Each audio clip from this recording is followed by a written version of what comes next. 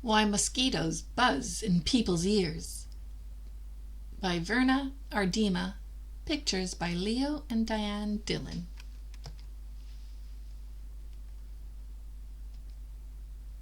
A West African Tale.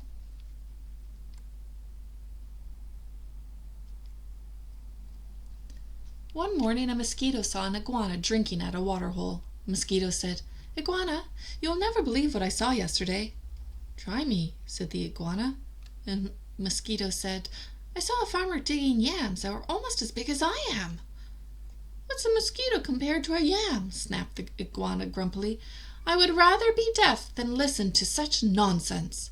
Then he stuck 2 sticks in his ears and went off, meck, meck, meck, meck, meck, through the reeds.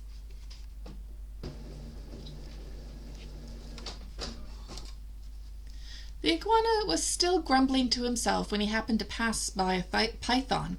The big snake raised his head and said, "Good morning, iguana." The iguana did not answer him, but lumbered on, bobbing his head, "Badamin, badamin."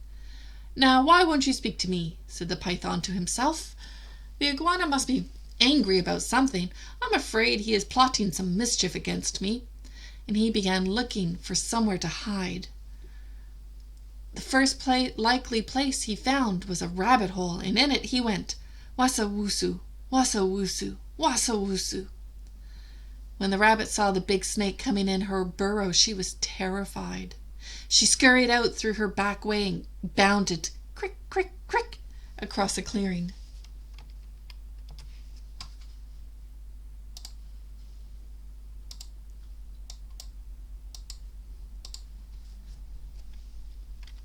A crow saw the rabbit running for her life. He flew into a forest crying, "Caw, caw, caw!"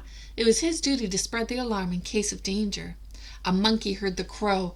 He was sure that some dangerous beast was prowling near. He began screeching and leaping keely-weely through the trees to help warn the other animals. But as the monkey was crashing through the treetops, he happened to land on a dead limb. It broke and fell onto an owl's nest, killing one of the owlets. Mother Owl was not at home, for though she usually hunted only in the night, this morning she was still out searching for one more tidbit to satisfy her hungry babies. When she returned to the nest, she found one of them dead. Her other children told her that the monkey had killed it. All that day and all of that night she sat in her tree, so sad, so sad, so sad. Now it was the mother owl who woke the sun each morning so that the dawn could come. But this time, when she should have hooted for the sun, she did not do it. The night grew longer and longer. The animals of the forest knew it was lasting much too long. They feared that the sun would never come back. At last, King Lion called a meeting of the animals. They came and sat down, pem, pem, pem, around a council fire.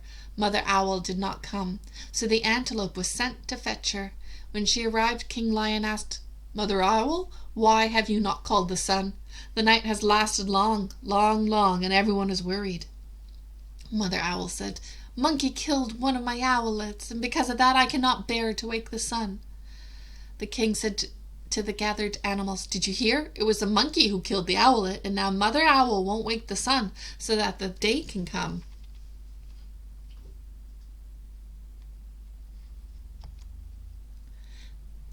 Then King Lion called the monkey. He came before him nervously, glancing from side to side. Rim, rim, rim, rim. "Monkey," said the king, "why did you kill one of Mother Owl's babies?" "Oh, king," said the monkey, "it was the crow's fault. He was calling and calling to warn us of danger, and I went leaping through the trees to help. A limb broke under me, and I fell onto the owl's nest." The king said to the council, "So it was the crow who alarmed the monkey, who killed the owlet, and now Mother Owl won't wake the sun so that the day can come." Then the king called for the crow. That big bird came flapping up. He said, "King Lion, it was the rabbit's fault. I saw her running for her life in the daytime. Wasn't that reason enough to spread an alarm?" The king nodded his head and said to the council, "So it was the rabbit who startled the crow, who alarmed the monkey, who killed the owlet, and now Mother Owl won't wake the sun so that the day can come." Then King Lion called the rabbit, and the timid little creature stood before him, one trembling paw drawn up uncertain. "Rabbit," cried the king, "why did you break why did you break a law of nature and go running in the daytime?" "Oh, king," said the rabbit, "it was the python's fault. I was in my house minding my own business when that big snake came in and chased me out." The king said to the council, "So it was the python who scared the rabbit, who startled the crow, who alarmed the monkey, who killed the owlet, and now Mother Owl won't wake the sun so that the day can come."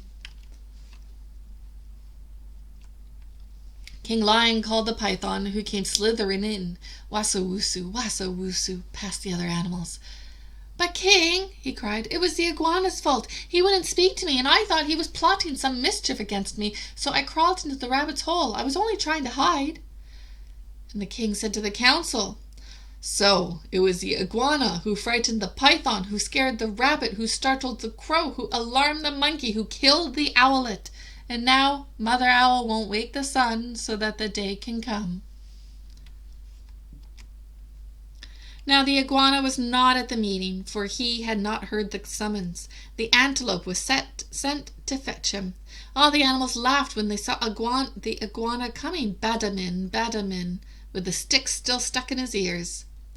King Lion pulled out the sticks, paroop. Then he asked, "Iguana, what evil have you been plotting against the python?" None at all," cried the iguana. "Python is my friend." "Then why wouldn't you say good morning to me?" demanded the snake. "I didn't hear you or even see you," said the iguana. "Mosquito told me such a big lie. I couldn't bear to listen to it, so I put sticks in my ears." Nigga, laughed the lion. "So that's why you had sticks in your ears?" "Yes," said the iguana. "It was the mosquito's fault."